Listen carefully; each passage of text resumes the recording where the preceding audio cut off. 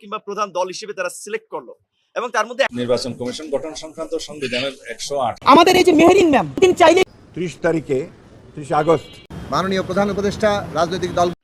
আসসালামু আলাইকুম রহমতুল্লাহ বরাকাতুহু। দেশ এবং প্রবাস যেখানে বসে আজকের এই ভিডিওতে আপনাদের সবাইকে আন্তরিক শুভেচ্ছা অভিনন্দন। সিটিভি নিউজ টিভির পক্ষ থেকে সবাইকে আবারও শুভেচ্ছা জানাই। বিপদে পড়লে তখন প্রধান উপদেষ্টা রাজনৈতিক দলগুলোকে ডাকেন, বসে কথা বলেন এবং প্রচার করে দেন সবাই আমরা একসাথে আছি, আমাদেরকে সবাই সাপোর্ট করতেছে। আজকে আপনারা দেখতে পারবেন বিভিন্ন সংবাদ মাধ্যমে গতকালে বিভিন্ন বৈঠক হয়েছে প্রধান উপদেষ্টার সাথে বিভিন্ন দলের, সেখানে সবাই এসে নারাজ, কারণ প্রধান উপদেষ্টা এমনিতে তাদেরকে ডাকেন না, বিপদে বললে ডেকে তারপর একটা সম্মেলন করে দেন, বলেন যে সবাই কি সরকারের সাথে আছে। এটা হলো প্রধান উপদেষ্টা একটা চালাকি বলে মনে করতেছেন। যাই হোক, সামনে দেখা যাক দিনগুলোতে কী হয়। তবে এটা একটা প্রতিদিনের মতো রুটিন হয়ে গেছে, এখন সংস্কার কার্যক্রম চলতেছে। কী কারণে কেন প্রধান উপদেষ্টা দেখেছেন এটা জানি না, আসলে সবাই খোলাসা করে বলেনি। তবে বলেছেন আইনশৃঙ্খলা বাহিনী সবাই প্রস্তুত থাকতে হবে, নির্বাচন সুন্দর করতে হলে সবাইকে প্রস্তুত থাকতে হবে, দলমল নির্বিশেষে সুন্দর একটা নির্বাচন যেন, গ্রহণযোগ্য নির্বাচন যেন হয়, সে কথা বলেছেন উনি বারবার। চলুন আমরা আর দেরি না করে মূল কাহিনীতে চলে যাই। টার্গেট, সেই টার্গেট মতো কি সরকার এগুচ্ছে কিনা আমি তো দেখছি এগুচ্ছে।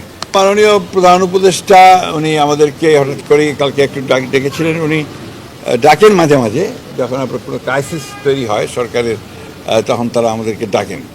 তো আমরা যাই, কারণ আমরা তো প্রতিশ্রুতিবদ্ধ যে আমরা এই সরকারকে আপনার সব রকম সহযোগিতা প্রদান করব, গণতন্ত্রের উত্তরণের জন্যে যা কিছু করা দরকার আমরা সেই কাজগুলো আমরা করব।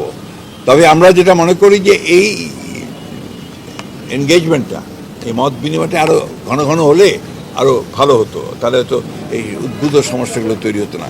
কালকে যেটা হয়েছে মূলত আপনারা জানেন যে খুব দুঃখজনকভাবে একটি বিমান দুর্ঘটনাকে কেন্দ্র করে অনেক প্রাণ গেছে, কচি প্রাণ গেছে। আমরা নিজেও আমি পরশুদিনই আমরা দেখতে গিয়েছিলাম এবং আমরা দুঃখ জানিয়েছি, শোক জানিয়েছি। আমাদের অ্যাক্টিং চেয়ারপারসন, আমাদের চেয়ারপারসন এবং খালেদা জিয়া সবাই শোক জানিয়েছেন এবং এই পরিবারগুলোর সঙ্গে সমবেদনা জ্ঞাপন করেছেন। কিন্তু তার ফলে গতকাল উদ্ভূত সমস্যা যেটা হয়েছে, আপনার মূলত মাইলস্টোনের স্কুলে দুজন উপদেষ্টা এবং আপনার প্রেস সচিবকে তারা আটক হয়েছিলেন এবং আপনার সেক্রেটারিয়েটে পরীক্ষা সংক্রান্ত জটিলতায় আপনার ছাত্ররা ভেতরে ঢুকে পড়ে, যেটা আপনার আমার কাছে মনে হয়েছে, সকলের কাছে মনে হয়েছে যেটা একটা আপনার প্রশাসনিক একটা জটিলতার সৃষ্টি হয়েছে এবং একটা ল অ্যান্ড অর্ডার সিচুয়েশনও তৈরি হয়েছিল, আপনারা দেখেছেন সবাই। এবং তার কিছুদিন আগে আপনারা দেখেছেন যে গোপালগঞ্জে আপনার এই আওয়ামী লীগের ফ্যাসিস্ট শক্তির লোকেরা তারা যেভাবে একটা রেইন অফ টেরার গোপালগঞ্জের সৃষ্টি করেছিল, যেটা আমরা মনে করি যে গণতন্ত্রের উত্তরণের আমাদের যে প্রক্রিয়া চলছে, জনগণের এই যে জুলাই এবং আগস্টে আপনার যে গণঅভ্যুত্থানের মধ্য দিয়ে যে পরিবর্তন নিয়ে আসা হয়েছে, ফ্যাসিস্ট আওয়ামী শক্তিকে যে পরাজিত করা হয়েছে, সেটা এই জুলাই আগস্ট মাসেই ওই শক্তির আবার উত্থানের একটা নমুনা দেখা মতো অবস্থা তৈরি হয়েছে। এটার জন্যই উনি সম্ভবত যেটা উনি বলেছেন যে সমস্ত রাজনৈতিক দলগুলোর যারা ফ্যাসিস্টদের বিরুদ্ধে সংগ্রাম করেছে, লড়াই করেছে, তাদের সঙ্গে তিনি মত বিনিময় করার জন্যই এই সভাটা তিনি ডেকেছিলেন এবং আমরা সেখানে আলোচনা করেছি। আমরা আবার আমাদের পূর্বের যে commitment to cooperate with the এই আপনার সরকারের সঙ্গে আপনার গভর্নমেন্ট যে আন্তর্জাতিক সরকারের সঙ্গে আপনার তাদের সঙ্গে সহযোগিতা করা, সর্বাত্মক সহযোগিতা করবার জন্য আমরা আলোচনা করেছি এবং একই সঙ্গে নির্বাচন প্রক্রিয়াকে দ্রুত করা, ত্বরান্বিত করা এবং ওনার যে প্রতিশ্রুত যে ফেব্রুয়ারির মাঝামাঝি সময়ে নির্বাচন দেওয়া হবে, সেটা আমরা মনে করি যে ওনারা যে অতি দ্রুত সেই ব্যবস্থা গ্রহণ করা উচিত। এই ব্যাপারে ঘোষণা দিয়ে আপনার কোনো যেন আর অ্যাম্বিগুইটি না থাকে, অস্পষ্টতা না থাকে, সেই ব্যবস্থাটা না হচ্ছে, সেটা আমাদের তরফ থেকে আমরা সেটা বলে এসেছি। তিনি বলেছেন যে তিনি সেই ব্যবস্থাটা নেবেন। অন্তর্বর্তীকালীন সরকার তো অন্তর্বর্তীকালীন সরকারই, এটা তো আপনার কোনো একটা পলিটিক্যাল গভর্নমেন্ট না, স্বাভাবিকভাবেই তাদের কিছু ল্যাপসেস থাকবে। এই ল্যাপসেসগুলো থাকে। ঘটনা ঘটে বাংলাদেশে যখন আপনার নর্মাল গভর্নমেন্ট থাকে 15 বছর, তো আপনার একটা ইলেকটেড গভর্নমেন্ট থেকে ফ্যাসিস্ট হয়েছে, তাই না? তখন ল্যাপসেস তো হাজার হাজার গুণে বেশি ছিল, হাজার হাজার কোটি টাকা বাইরে পাচার করে দিয়েছে, সরকার তো কিছু করে নাই। তখন আপনার রাস্তাঘাটে অ্যাক্সিডেন্ট হয়েছে, এয়ারপ্লেন অ্যাক্সিডেন্ট হয়েছে, তখন তো আপনার কেউ কিছু করে নাই। সুতরাং অন্তর্বর্তীকালীন সরকারের দুর্বলতাটাকে বড় করে না দেখে তাদের যে আপনার সদিচ্ছা, তাদের প্রক্রিয়া, সেটাকে বড় করে দেখা উচিত। আর সবচেয়ে বড় হচ্ছে যে রাজনৈতিক দল হিসাবে আমরা সবসময় যেটা চাইব যে অতি দ্রুত নির্বাচন করে নির্বাচনের মধ্য দিয়ে একটা রাজনৈতিক সরকার প্রতিষ্ঠা করা। রাজনৈতিক সরকার না থাকলে নির্বাচন কমিশন গঠন সংক্রান্ত সংবিধানের 118 অনুচ্ছেদের সাবসেকশন 1 অনুসারে নির্বাচন কমিশন যেখানে গঠন করার কথা বলা আছে, সেখানে একটা কমিটি সাজেস্ট করা হচ্ছে, যেখানে সবাই ঐকমত্য পোষণ করেছে। আমি নিজে প্রস্তাব করেছি, সেই জায়গায় আমরা আমাদের দলের অবস্থান থেকে শুধুমাত্র সাংবিধানিক প্রতিষ্ঠান হিসাবে নির্বাচন কমিশন গঠন সংক্রান্ত এই জায়গায় আমরা একমত, কিন্তু অন্যান্য যে সমস্ত সাংবিধানিক প্রতিষ্ঠান এবং সংবিধিবদ্ধ প্রতিষ্ঠানের ক্ষেত্রে সংবিধানে নিয়ে আসার জন্য আইন সংশোধনের যে প্রস্তাব করা হয়েছে তার সাথে আমরা একমত না হয়ে শুধুমাত্র নির্বাচন কমিশনের ক্ষেত্রে আমরা একমত হয়েছি এই কন্ডিশনে। তো সেটা আমাদের দলীয় অবস্থান। আমরা মনে করি এই নির্বাচন কমিশনের গঠন প্রক্রিয়া যেভাবে আমরা এখানে পরামর্শটা আমারই ছিল এবং নির্বাচন কমিশনের আরো লম্বা তালিকা ছিল এই কমিটির। আমরা সাজেস্ট করেছি স্পিকার, যিনি সভাপতি থাকবেন এই কমিটির, ডেপুটি স্পিকার বিরোধী দল থেকে যিনি মনোনীত হবেন, প্রধানমন্ত্রী বিরোধী দলীয় নেতা এবং জুডিশিয়ারির একজন প্রতিনিধি, চিফ জাস্টিস মনোনীত একজন অ্যাপিল বিভাগের অ্যাপিলেট ডিভিশনের একজন প্রতিনিধি বিচারক থাকবেন। এই 5 সদস্য বিশিষ্ট কমিটিকে আমরা সিলেকশন কমিটি বলছি। এখানে আমি কয়েকটি দেশের উদাহরণ থেকে টেনে বলেছি ওনাদেরকে যে এটা হচ্ছে সিলেকশন কমিটি, যে সিলেকশন কমিটি নামগুলো সিলেক্ট করে প্রস্তাব করবে রাষ্ট্রপতির কাছে, তিনি অনুমোদন করবেন। কিন্তু এই সিলেকশন কমিটিকে সহায়তার জন্য একটা আইন প্রণয়নের মধ্য দিয়ে, এখানে অনুসন্ধান কমিটি, সার্চ কমিটি যাই বলি আমরা, এটা করতে হবে সেই আইনের মধ্য দিয়ে তারা নাম আহ্বান করবেন, বায়োডাটা নিবেন। এটা সিভিল সোসাইটির পক্ষ থেকে দিতে পারে, পলিটিক্যাল পার্টিসিগুলোর পক্ষ দিতে পারে, জনসাধারণ দিতে পারে। তারা একটা তালিকা প্রণয়ন করবেন, সেই তালিকা থেকে তারা একটা শর্ট লিস্টিং করবেন, সেটা তখন আইনে থাকবে এই বিষয়গুলো। এবং সেই সাচিবিক সহায়তা স্পিকারের অফিস করতে পারে, সেইভাবে এখানে বলা আছে।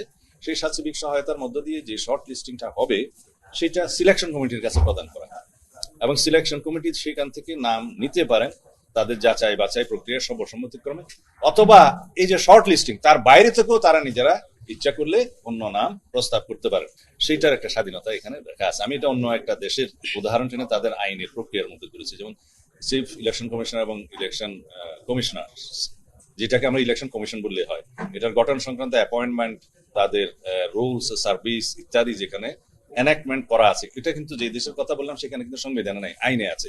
তো যেহেতু আমাদের অতীত অভিজ্ঞতা ভালো নয়, সেজন্য আমরা হয়তো এক জায়গায় আসতে পারিনি, আমাদের তো আগের প্রস্তাব ছিল আইনে আনি, তখন বলছে না সেটা সংবিধান আনো, তা আমরা একমত হয়েছি। তো সংবিধানে আনলে তখন আমরা বলেছি আপার বডি হবে সিলেকশন কমিটি এবং তাকে সহায়তার জন্য সাচিবিক সহায়তা যারা দিবেন স্পিকারের অফিস, এবং সেই এখানে একটা অনুসন্ধান হবে, নাম আহ্বান করা হবে এবং সেই শর্ট লিস্টিং এর মধ্য দিয়ে স্ক্রুটিনি হবে, তারা সিলেকশন কমিটির কাছে দিবে, সিলেকশন কমিটি সেখান থেকে বাছাই করতে পারে, অথবা নিজেদের উদ্যোগে এই কমিটি আরো নাম নিজেরাও প্রস্তাব করতে পারবেন, তবে সেটা হবে সর্বসম্মতিক্রমে। সেই সর্বসম্মতিক্রমে যদি ইলেকশন কমিশন গঠিত হয়, এখনকার যে বিধান একজন প্রধান ইলেকশন কমিশনার এবং 4 জন ইলেকশন কমিশনার আছে, সেটা স্পেসিফিক উল্লেখ না করে বলা হয়েছে একজন প্রধান নির্বাচন কমিশনার এবং আইন দ্বারা নির্ধারিত অন্যান্য কমিশনারের ক্ষেত্রে, কারণ সেটা বাড়তেও পারে ভবিষ্যতে।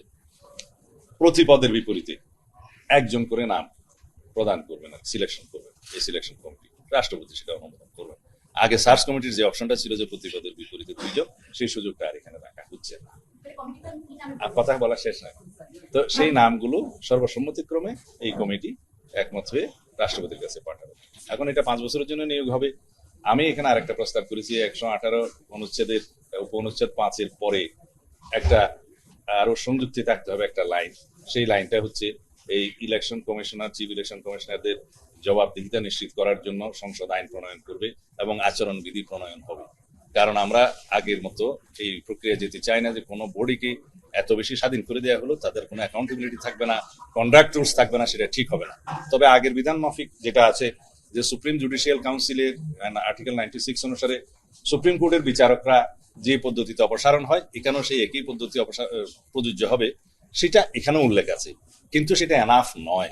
সেজন্য শুধুমাত্র অপসারণ ব্যতিরেকেও তাদের অন্যান্য অ্যাকাউন্টেবিলিটি কি হবে সেটা সংস্থা আইনের দ্বারা প্রণয়ন করবে এবং আচরণবিধিও প্রণয়ন করতে পারবে। এইটুকু হচ্ছে এডিশন। ধন্যবাদ। দল হিসেবে তারা সিলেক্ট করলো এবং তার মধ্যে একটা দলের তো নিবন্ধনই নাই, সদ্য গঠিত হয়েছে। সরকারের কর্মকাণ্ডে এবং ভূমিকায় দেখা গেছে যে তারা এনসিপির প্রতি একটু পক্ষপাত দুষ্ট ভূমিকা পালন করছে। আইন শৃঙ্খলা বাহিনী বা প্রশাসনের ফিটনেস পরীক্ষা করার জন্য, যাচাই করার জন্য হলেও যেন স্থানীয় নির্বাচনের দু একটি ধাপের নির্বাচন তারা করে। বৈষম্য বিরোধী আন্দোলন ছাড়া কিংবা এনসিপি সংশ্লিষ্ট ছাড়া অন্য কোনো ছাত্র সংগঠনের নেতা বা ছাত্রদের প্রতিনিধিদেরকে বোধহয় সরকার কখনো ডাকে নাই, তাদের সাথে মিটিংও হয়নি। দুদিন আগে যে গোপালগঞ্জে পতিত স্বৈরাচারী শক্তির উত্থানের একটা নমুনা এবং ঢাকার উত্তরায় যে বিমান দুর্ঘটনা এবং সেটাকে কেন্দ্র করে উপদেষ্টাদের অবরুদ্ধ হওয়া, সচিবালয়ে ছাত্র তথা ছাত্রদের সাথে বহিরাগত বা দুষ্কৃতিকারীরা ছিল কিনা সেটি একটি আলোচনার বিষয়। এই সমস্ত চলমান পরিস্থিতি এবং সামগ্রিক প্রেক্ষাপটে প্রধান উপদেষ্টা বিভিন্ন রাজনৈতিক দলগুলোর সাথে একটু মতবিনিময়ের সিদ্ধান্ত নিয়েছেন। তারই প্রেক্ষাপটে গতকাল 4টি দলকে ডেকেছিলেন এবং আজকে আমরা এখানে বোধহয় 8-10টি দলের শীর্ষ নেতাদেরকে ডাকা হয়েছে মিটিংয়ে, ইনক্লুডিং আমরা সহ সমস্ত রাজনৈতিক দলই সরকারের এই বৈষম্যমূলক আচরণ এবং পক্ষপাতের বিরুদ্ধে তীব্র প্রতিক্রিয়া এবং প্রতিবাদ দেখিয়েছে। কারণ ধরেন বিএনপি রাষ্ট্র ক্ষমতায় ছিল, তাদের এখনো রাজনীতির মাঠে তাদের একটা শক্ত অবস্থান, সেই ক্রাইটেরিয়া বিএনপির মতো একটা বড় দলের সাথে সরকার আলাপ করতে পারে তার কোনো ইস্যুতে। বিশেষ 4টা দলকে কোন ক্রাইটেরিয়ায় বড় দল কিংবা প্রধান দল হিসেবে তারা সিলেক্ট করলো এবং তার মধ্যে একটা দলের তো নিবন্ধনই নাই, সদ্য গঠিত হয়েছে। এবং এই অভিযোগটা মোটামুটি বৈঠকে উত্থাপিত যারা করেছেন বাকিরাও সমর্থন করেছেন যে সরকারের কর্মকাণ্ডে এবং ভূমিকায় দেখা গেছে যে তারা এনসিপির প্রতি একটু পক্ষপাত দুষ্ট ভূমিকা পালন করছে। তো এই রকমের একটা অভ্যুত্থানের পরে এত বিপুল জনপ্রিয় এবং জনসমর্থিত সরকার যদি কোনো দিকে হেলে যায় তাহলে তাদের প্রতি জনগণের সমর্থন কিন্তু সরে যাবে, যার ফলে আগামীতে কিন্তু প্রশ্ন তৈরি হতে পারে যে এই সরকারের অধীনে সুষ্ঠু নির্বাচন হবে কিনা। সেটা আমরা সরকারকে মনে করিয়ে দিয়েছি। অন্তত আমরা চাই যে আপনাদের পক্ষ থেকে একটা নিরপেক্ষ আচরণ এবং এই গণ অভ্যুত্থানের অংশীজনদের যথাযথ মূল্যায়ন, এই গণ অভ্যুত্থানে যাদের ত্যাগ তিতিক্ষা ছিল সেভাবে যেন মূল্যায়ন করা হয়, এটা মোটামুটি সব দলই বলেছে। আইন শৃঙ্খলা পরিস্থিতি নিয়ে আমি আমার জায়গা থেকে বলেছি যে চিটাগাংয়ে যে আইনজীবীর হত্যাকাণ্ড ঘটলো চিন্ময় কৃষ্ণ দাসের গ্রেপ্তারকে কেন্দ্র করে, এই তথ্য আমার মতো একজন সাধারণ নাগরিক আগের রাতে পেয়েছিলাম। গোপালগঞ্জে এই ঘটনা ঘটবে এটা তো আমরা আগের রাতেই সবাই আগের দিনে আজ করতে পেরেছি। তাহলে সরকারের আইন শৃঙ্খলা বাহিনী বা গোয়েন্দা সংস্থা যদি এটা আজ করতে না পারে তাহলে বুঝতে হবে হয় তারা ব্যর্থ, না হলে সরকারের সাথে তাদের সমন্বয় হচ্ছে না। ভবিষ্যতে যেন সরকার এই পরিস্থিতিতে সতর্ক থাকে এবং সামনে আরো নানান ধরনের সংঘাত সহিংসতা হতে পারে। আমার জায়গা থেকে আমি সরকারকে অ্যালার্ট করেছি, কারণ পতিত স্বৈরাচারী শক্তি বিভিন্ন ইস্যুতে গড়ে ওঠা আন্দোলনকে পৃষ্ঠপোষকতা করে বিভিন্ন ধরনের নাশকতা বিশৃঙ্খলা করতে পারে। সেই বিষয়ে আমরা সরকারের দৃষ্টি আকর্ষণ করেছি, তাদের গোয়েন্দা সংস্থাগুলোকে অ্যাক্টিভ করে এই বিষয়ে যেন তারা ভূমিকা নিতে পারে এই বিষয়ে যেটা আমরা বলেছি। বিশেষ করে আমরা যেহেতু জাতীয় ঐক্যমত্যের কমিশনের চেয়ারম্যান, আপনারা জানেন প্রথমবারের মতো এই ধরনের মিটিংয়ে উনি ছিলেন, সচিব ছিলেন ওই কমিশনের, যে কারণে আমরা পরিষ্কারভাবেই বলেছি যে তাদের সামনে যে কমিশনের ভূমিকা আমরা দেখি যে অনেক ধরনের সিদ্ধান্ত দু একটি দল কি বলছে সেটার উপরে ডিপেন্ড করছে এবং তাদেরকে কনভিন্স করে একটা কনক্লুশনে পৌঁছানো বা সিদ্ধান্ত পরিবর্তন করার লাইনে যাচ্ছে। তো সংস্কার কমিশন কিংবা সরকার যেন বৃহত্তর জন আকাঙ্ক্ষার পাশ কাটিয়ে তারা যেন কোনো রাজনৈতিক দলের প্রতি বায়াসড হয়ে কিংবা কোনো রাজনৈতিক দলের চাপে এই ধরনের সিদ্ধান্তে না পৌঁছায় সেটি আমরা স্মরণ করিয়ে দিচ্ছি। বিশেষ করে এই গণ অভ্যুত্থান পরবর্তী পরিস্থিতিতে আমাদের যে প্রত্যাশা ছিল সেইখানে বড় রকমের একটা ধাক্কা আমরা খেয়েছি। সরকারেরও জনপ্রিয়তা কিছু ক্ষেত্রে আপনার হ্রাস পেয়েছে, সেটা তো সরকারও বুঝে। গতকালকে আমরা যারা উপদেষ্টাদের একটা ছবি দিয়ে দেখলাম যে 5ই আগস্টের পরে জনতার বাহাবা নিয়ে আপনার আর্মির এপিসিতে যাচ্ছে সেলুট নিয়ে, আর গতকালকে জনতার রোষের মুখে 2 জন উপদেষ্টা 9 ঘন্টা ধরে অবরুদ্ধ। এই কারণগুলো সরকারকে খতিয়ে দেখার জন্য আমরা বলেছি এবং বিশেষ করে সরকারের উন্নয়ন কর্মকাণ্ড এবং সেবাকে তৃণমূলে যারা পৌঁছে দেয় সেটা হচ্ছে লোকাল গভর্নমেন্ট। লোকাল গভর্নমেন্টের জনপ্রতিনিধি না থাকায় একটা ব্যাপক বিশৃঙ্খলা হচ্ছে, প্রশাসন নিয়ন্ত্রণ করতে পারছে না এবং দলীয় সরকারের অধীনে অতীতে আমরা স্থানীয় নির্বাচনগুলোতে যে ভায়োলেন্স দেখেছি, ক্ষমতাসীন দলের প্রভাব দেখেছি, সেই জায়গা থেকে আমরা আবারও সরকারকে আহ্বান জানিয়েছি যে তারা অন্তত তাদের আইন শৃঙ্খলা বাহিনী বা প্রশাসনের ফিটনেস পরীক্ষা করার জন্য, যাচাই করার জন্য হলেও যেন স্থানীয় নির্বাচনের 2-1টি ধাপের নির্বাচন তারা করে। পাশাপাশি এই গণ অভ্যুত্থানের সবচেয়ে বড় স্টেক হোল্ডার বা অংশীদারদের মধ্যে ছাত্র নেতৃবৃন্দ অন্যতম। গত 11 মাসে আমরা দেখেছি যে আমরা যেটা বলেছিলাম যে একটা রাজনৈতিক ঐক্য ফোরাম করা, জাতীয় ঐক্যের ছাত্রদেরকেও প্রধান উপদেষ্টা মাঝে মাঝে বসবেন, তাদের সাথে আলাপ করবেন, বিভিন্ন বিষয়ে তাদের মতামত নেবেন।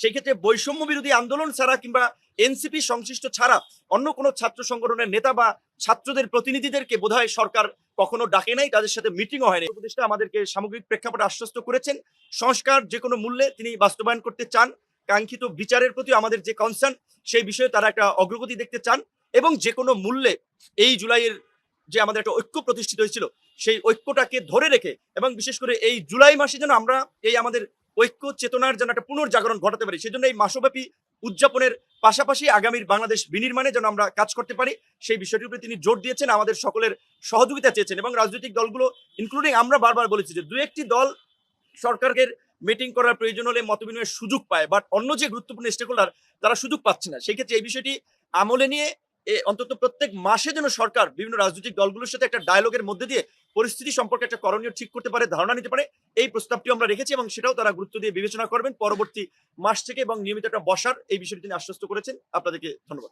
আমাদের এই যে মেহেরিন ম্যাম, তিনি চাইলেই ওখান থেকে বের হয়ে যেতে পারতেন। তার বাচ্চাগুলোর দিকে তাকাইয়া নিজের জীবনটা শেষ করে দিলেন। তার সারা শরীর ঝলসে গেল। বার্ন ইউনিটে গিয়ে তার হাজবেন্ড বললো যে তুমি তো সন্তান দুইটি এতিম করে দিলা আমার। সে বললো আমার সন্তান দুইটি এতিম করলাম, কিন্তু আরো যে 20টা বাচ্চা ছিল ওরাও তো আমার সন্তান, আমি কি ওদেরকে এতিম করবো? তার জানা যায় এই রাষ্ট্রের একজন উপদেষ্টার সময় হয় না যে তার জানা যায় গিয়ে থাকা। মেহেরিন ম্যামকে রাষ্ট্রীয় সম্মাননা দিয়ে যদি দাফন করা হতো তাহলে এই রাষ্ট্রের কি ক্ষতি হইতো? ওনাকে রাষ্ট্র সম্মান না জানালে কার সম্মান জানাবে? এই সরকারটা আমরা নিজেরা সরকার না হলেও বাংলাদেশের সব থেকে জনসমর্থিত জনগণের সরকার, সুতরাং সে ভুল করলে আমাদের গায়ে তো এসে দাগ লাগে। দেখেন আমাদের যে পাইলট ভাই শহীদ হলেন, অবশ্যই তাদের যে বাহিনীর প্রোটোকল আছে সেটা মেনটেন করে তাকে জানাজা দিতে হবে, তাকে দাফন করতে হবে, আমরা তার জন্য দোয়া করছি।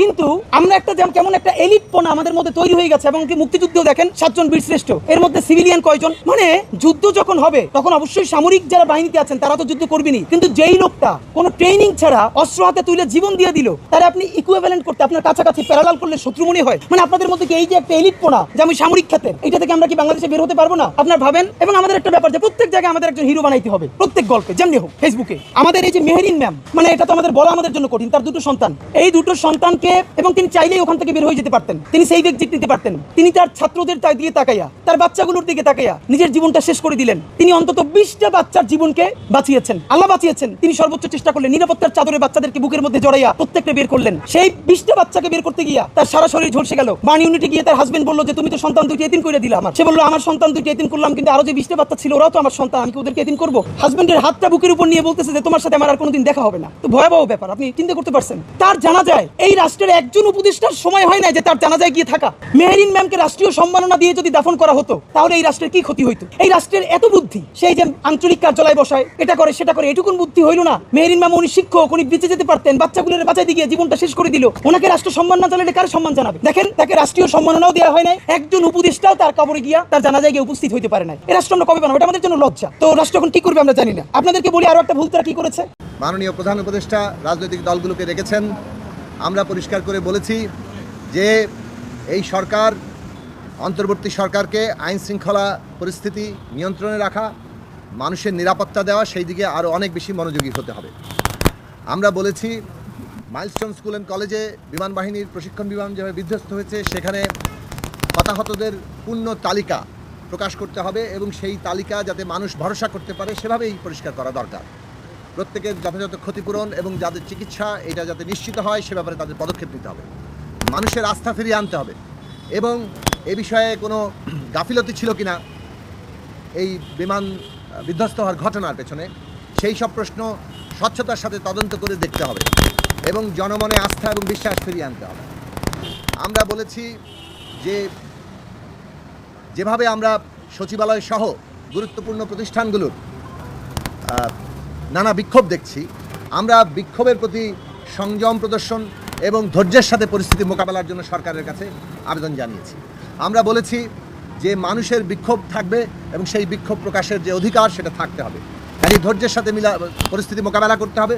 তবে গুরুত্বপূর্ণ স্থাপনা বিশেষভাবে সচিবালয়ের মতো একটা প্রতিষ্ঠান, সেটার নিরাপত্তা কীভাবে রক্ষিত হবে সে বিষয়ে সরকার তার নীতিমালা করবে। কতটুকুর মধ্যে আসলে সভা সমাবেশ করা যাবে এইসব বিষয়ে তারা নতুন করে নীতিমালা ঘোষণা করতে পারে। এই সমস্ত পদক্ষেপ নেওয়া দরকার দেশে আইন শৃঙ্খলা পরিস্থিতির প্রতি। তবে সার্বিকভাবে আজকে বাংলাদেশ যে বিচার সংস্কার এবং নির্বাচনের ঐতিহাসিক দায়িত্ব এই সরকারের উপরে আছে, সেই বিচারের প্রক্রিয়া আরও ত্বরান্বিত দেখতে চায়, আরও দৃশ্যমান দেখতে চায়, প্রয়োজনে আরও অনেক বেশি ট্রাইব্যুনাল প্রতিষ্ঠা করা হোক, সেটা তারা নিশ্চিত দেখতে চায়। মানুষ যে সংস্কার প্রত্যাশা করছে, আগামী 5ই আগস্টের মধ্যে সংস্কারের প্রশ্নে একটা ন্যূনতম ঐকমত্যের ভিত্তিতে জাতীয় সনদ ঘোষিত বলে প্রত্যাশা করে, এবং এই সনদ যাতে আগামী সংসদে যারাই বিজয়ী হোক তারা বাস্তবায়ন করতে বাধ্য থাকে, সেই ক্ষেত্রে এটা একটা অর্ডিন্যান্স আকারে ঘোষণা দেওয়া দরকার, এবং একটা নির্দিষ্ট সময়সীমার মধ্যে এটা যাতে পাশ হয় সেই ব্যবস্থা করা দরকার।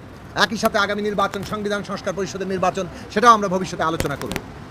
সরকারের অবিলম্বে উচিত নির্বাচনের তারিখ বিষয়ে সুস্পষ্ট ঘোষণা যাওয়া, অন্তত 5ই আগস্ট অথবা তার পরবর্তী সময়ের মধ্যেই দ্রুততম সময়ে সরকার এ বিষয়ে সুনির্দিষ্ট তারিখ ঘোষণা করবেন বলে আমরা আশা করি। আমরা মনে করি যে এটা রাজনৈতিক স্থিতিশীলতা আনার ক্ষেত্রে গুরুত্বপূর্ণ ভূমিকা রাখবে, এবং সরকারের উচিত হবে একটা লেভেল প্লেইং ফিল্ড তৈরি করা। নির্বাচনের পরিবেশ অত্যন্ত গুরুত্বপূর্ণ, কেন পরিবেশ নিয়ে যদি আমরা আস্থায় না থাকতে পারি তাহলে রাজনৈতিক দলগুলোর মধ্যে অংশগ্রহণকারীদের মধ্যে বিরোধ সৃষ্টি হবে, এবং সেটাই আমাদের রাজনৈতিক পরিস্থিতিকে অনেক খারাপের দিকে নিয়ে যাবে। কাজে নির্বাচনের পরিবেশ প্রতিষ্ঠা করতে হবে এবং লেভেল প্লেইং ফিল্ড করতে হবে। রাজনৈতিক দলগুলোর প্রতি যথাসম্ভব ন্যায্য আচরণ করতে হবে, এবং সেই ন্যায্য আচরণের মধ্য দিয়ে সরকার যাতে কোনো পক্ষ নয় এইটা দৃশ্যমান হয়, সেই জায়গাটা পরিষ্কার করা দরকার। সরকারের ভূমিকায় যদি রাজনৈতিক দলগুলোর মধ্যে গুরুত্ব অগুরুত্ব নির্ধারিত হয়ে যায়, এটা অনেকের মধ্যে ক্ষোভ সৃষ্টি করছে, এবং এটা ন্যূনতম জাতীয় ঐকমত্য রক্ষার ক্ষেত্রে একটা বাধা হয়ে দাঁড়াচ্ছে।